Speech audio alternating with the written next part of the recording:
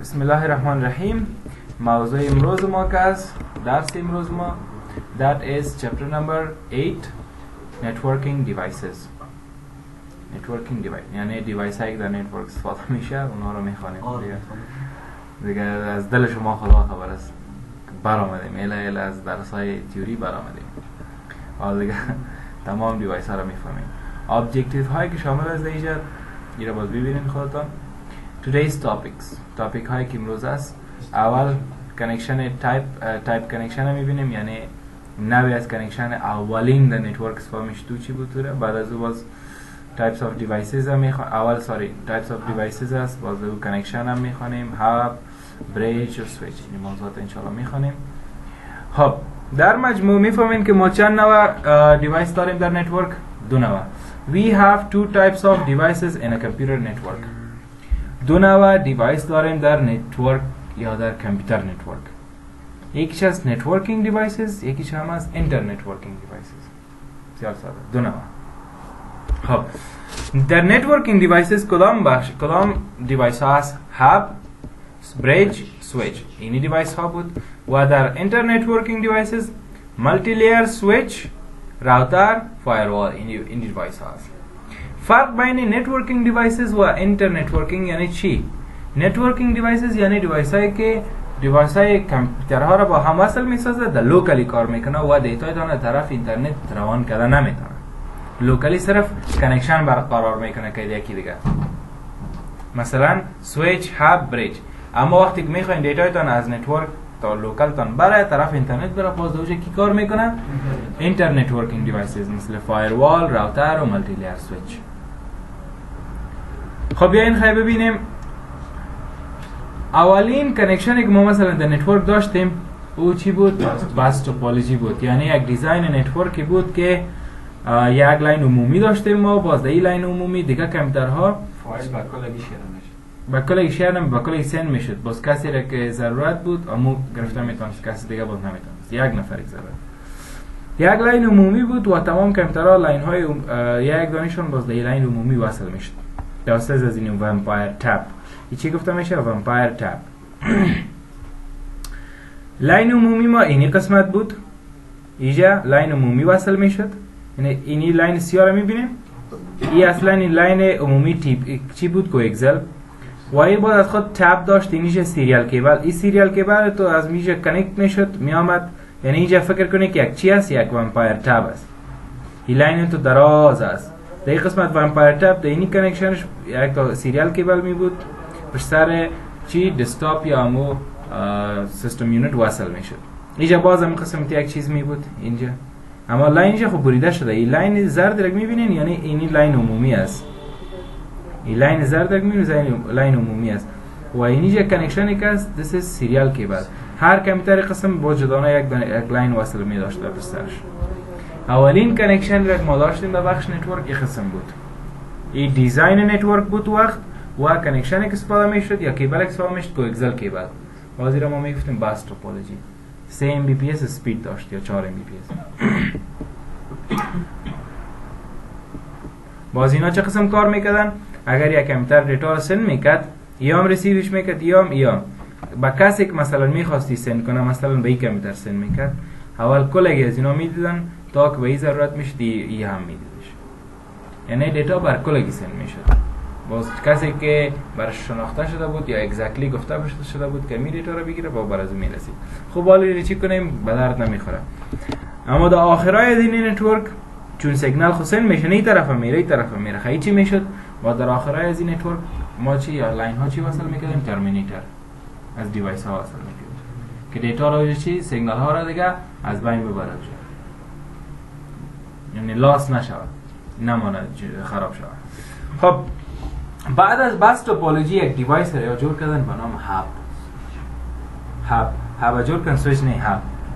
صحیح است. هاب جور کردن بعد از تکنولوژی بس. اینا خود این فکر افتادنی خود نمیشه در یک کیبل 20 تا کامپیوتر وصل کنه. و هم از خود چی داشت؟ لیمیت داشت. فکر کنم تا 15 یا 10 کامپیوتر زیاد نمیتونستی وصل کنیم. از اون خاطر هاب جور کردن. هاب جور کردن. هاب به خاطر چی؟ به خاطر کانکت کردن دیوایس های این دیوایسز لپتاپ ها دسکتاپ ها را با هم بخوایم وصل کنیم به یکی دیگه، باز از هاب استفاده کنیم. هاب ها که هستن در فیزیکال لیر کار میکردن. در فیزیکال صرف چی میکردن؟ مثل یک دیتا را سند ریسیو میکردن، دیگه یکی دیگه را نمیشناختن. صرف مسیج چی میشد؟ از یک دیوایس به دیگر دیوایس از طریق از امی هاب سند میشد.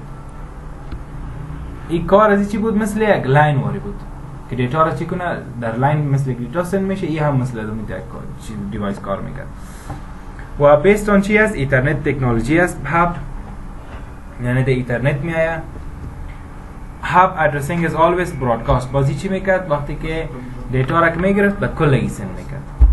یک نفر که دیتا را میگرفت سند میخواست بکنه به دیگه نفر، و با هاب کی را میگرفت دیتا را از یک نفر به کلگی. مثلا ما داریم دینمی هاب چند نفر فرض مثال است؟ یک پی سی اینا، دیگه پی سی فرض مثال 4 دانه پی سی است. اینی پی سی یک در پی سی 4 میخواست اگر دیتا را سند کنه، دیتا را سند میکردی که میامد پیش هاب چی میکرد؟ دو را دی میدید به کلگی، به یام سند میکرد، به یام سند میکرد، به کلش سند میکرد. اینا ما میگیم برادکاست، به کلگی دیتا سند میکرد. این یکی از خرابی هایش بود. When data came from one port, then hub will broadcast to all other ports without the port which is sent from. غیر از اینکه از این میشه دیتا سند شده بر از این سند نمیکرد، دیگر هر قدر پورتی بود بر کلش سند میکرد. یعنی خرابیش بود. حالا یوز نمیشه هاب، فکر کنم باشه کونه است. هاب is half duplex derivers. half duplex است. half duplex یعنی در یک وقتی که سند میکرد دیگه نفر باید منتظر میشد، نوبت از خلاص میشد باز اونا سند میکردن. half duplex و full duplex و simplex خو خوانیم ما. At one time one sender, others will be receivers. Last model has 8 ports. خرابی دیگه شان که بود در آخر مدل از اینا 8 دانه پورت داشتن خلاص. Note: NHAB used CSMA-CD method to prevent collision.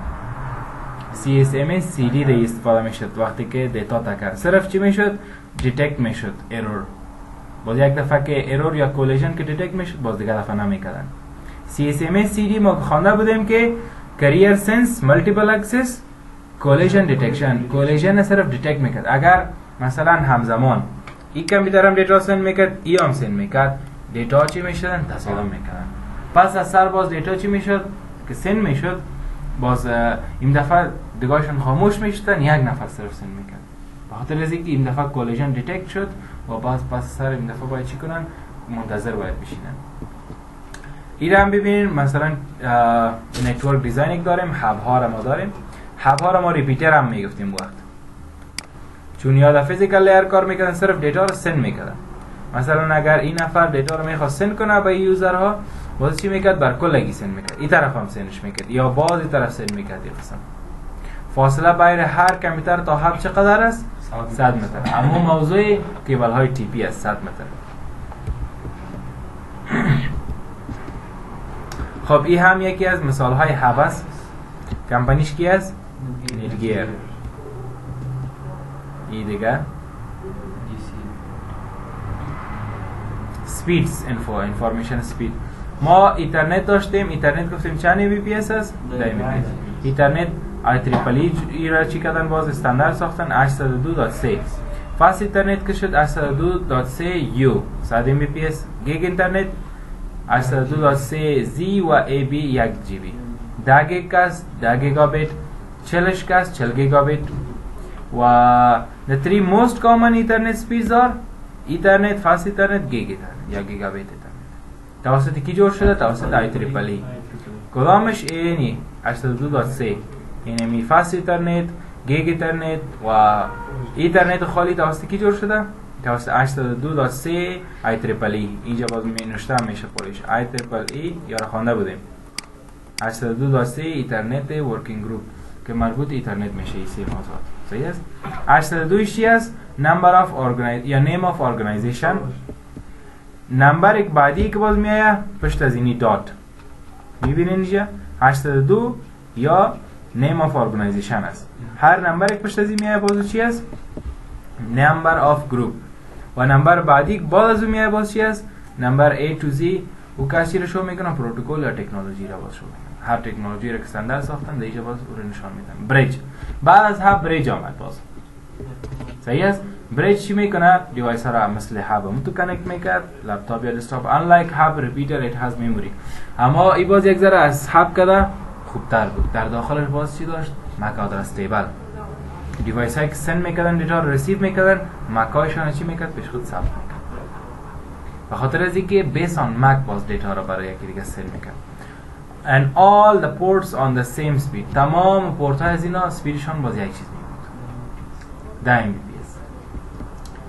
این حال باید کیبل های هم کلش 10 Mbps میبود. bridge data addressing is first broadcast. این هم چی میکنه؟ اول برادکاست میکنه یک دفعه دیتا رو، باز دیگه دفعه برادکاست نمیکنه. دیگه دفعه با چی میکنه؟ نظر به مک آدرس، چون تیبل مک آدرس خود چی کرده؟ تمام مک ها را ثبت کرده. باز یک دفعه که مسیج یک نفر سند میکنه در مک آدرس تیبل میبینه و کی سند میخواد بکنه، مک آدرسش اگزکتلی به اون سند میکنه، بعد کل یک سند نمیکنه. Our second data addressing always will be unicast. باز دیگه دفعه کس unicast میکنه. اول دفعه بار اول مسیج یک میگیره، بعد کل روان میکنه تا پیدا کنه نفره. دیگه دفعه مک آدرس اکسپت کرد، دیگه دفعه باز به اون نفر مسیج آمده بود، باز دفعه اگزکتلی خاص به اون نفر سند. and use techniques of store and forward frame switching. چی میکنه؟ مک آدرس ها را فریم میکنه، یا ثبت میکنه، پیش خود استور میکنه، نظر به او باز سند میکنه. نواقصش که بود، تمام پورت هایش یک اسپید داشت که 10 Mbps بود و دیگه پورتش بسیار کم بود، 16 Mbps و مثل فاست اینترنت و گیگ اینترنت نبود. 100 Mbps و 1000 Mbps نداشتی، خرابش بود. and below the topology پایین ببینین، اگر ما مثلا یک سرور نیاز داریم و این سرور چی هست اسپیدش فرانسال 100 Mbps است، یعنی نتورک کارت 100 Mbps چی داره اسپید داره، یک ما مثلا در بریج وصل میکردیم دیگه نمیشد. who can I connect to نمیتونست، به خاطر که بریج ها پورتشان چی بودن؟ 10 Mbps بودن. باز برابری نمیتونستن. 100 Mbps هم که باید کانکت کنی حداقل 10 Mbps خو کار کنه، اونطور هم نمیشد. دیگه دیوایس ها رو ببینیم که کلشون چی هستن؟ اسپیدشون 10 Mbps است در فاصله های 100 متری. بعد از خب یه هم چی هست؟ یکی از مثال های بریج است. بعد از با سوئیچ آمد که دال یوز میشه. سوئیچ چی هست؟ also used to connect devices together. چی میکنه؟ دیوایس ها رو با هم کانکت میکنه، بسیار ساده و اینها پورت زیاد دارن نسبت به هب و سوئیچ.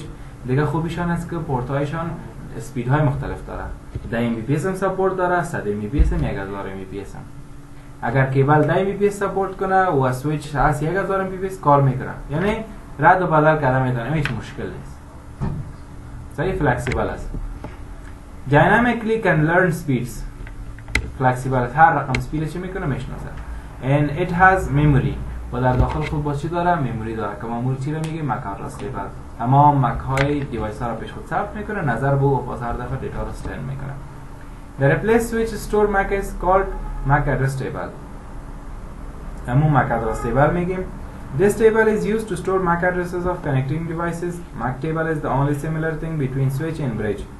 چیزی که بین هر دویشان واحد مشترک چی است؟ MAC address است. دیگه خوبی ایرک سوئیچ ها داره، باز در داخل از اینا ما ویلن ساخته میتونیم، ویلن ها رو میخوریم انشالله. خب در داخل سوئیچ ها چی رو داریم ما؟ مک، یعنی همین مک خودش چی است؟ میدیا اکسس کنترل، یعنی مک آدرس ها رو پیش خود ثبت میکنه. در کجا؟ در مک تیبل. سرچ سورس ادرس تیبل. تیبل های یا تیبل رو داریم که در اونجا ادرس های سورس و چی دستینیشن دیش ثبت میکنه. بسیار ساده.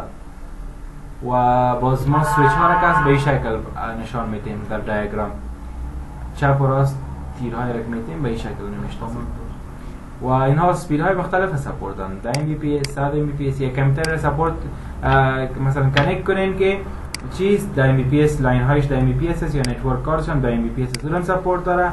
یک کامپیوتر را وصل کنین نتورک کارت 100 Mbps اونم سپورت داره، 1000 Mbps سپورت داره. مشکل نیست. types of switch، دو قسم سوئیچ داریم، داینامیک و استاتیک. داینامیکش که است a kind of switch which این هم چی میکنه؟ دیوایس ها رو با هم وصل میکنه، اما این manageable نیست، unmanageable است. it's called unmanageable switch. you cannot configure کردن نمیتونی میره.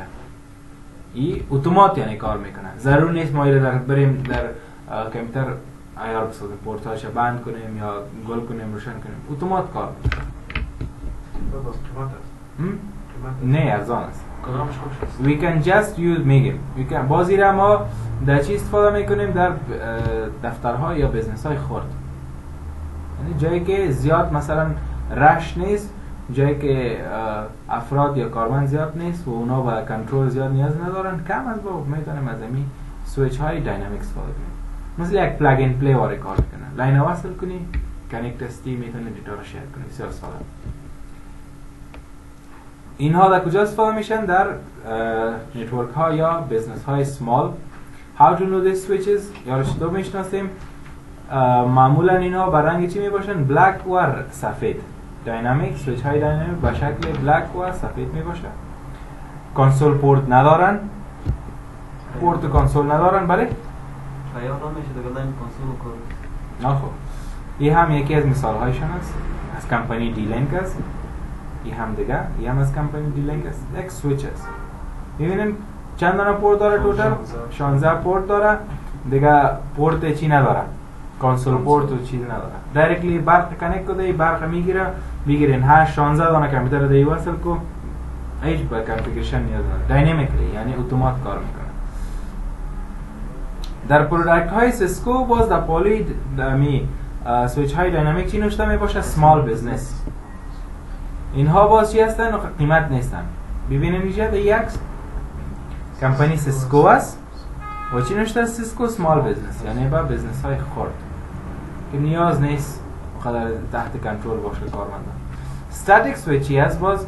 this kind of switches ای هم دیوایس ها رو کانکت میکنن اما مانیجبل است، یا باز بعد چی هستن؟ با نتورک های بزرگ هستن، کارمند ها زیاد است و درجه سکیوریتی بسیار مهم است، پس ما باید اونها رو کنترل کنیم. باز اینا رو ما چی میگیم؟ manageable switch. Also we can configure or manage this kind of switch. باز چی گفتم میشه؟ manageable switch یا static switch های static. همین فرق بین استاتیک و داینامیک است. داینامیک نمیشه اتومات کار میکنه، استاتیک را باید ما خود ما کنفیگر کنیم، پورت ها را اپ کنیم، شات داون کنیم، پورت کار کنه کار نکنه، این کارش باید از ما قیمت هستن اینها. و چطور ما بشناسیم این سوئیچ ها را؟ یوزوالی برنگ های چی میباشن؟ دارک بلو سرمه‌ای یعنی و برنگ سیاه. و this kind of switches have console پورت کنسول دارن و در طرف چپ خود یک دانه یک کلمه نوشته است به نام کاتالیست. صحیح است؟ ببینید اینجا اینی هم پورت کنسول داره، کمپانی هم سیسکو است. اینجا چی نوشته است؟ کاتالیست. نظر به این ما میشناسیم این چی است؟ سوئیچ منیجبل است یا استاتیک است. این را هم ببینید سیسکو سیستمز چی نوشته است اینجا؟ کاتالیست.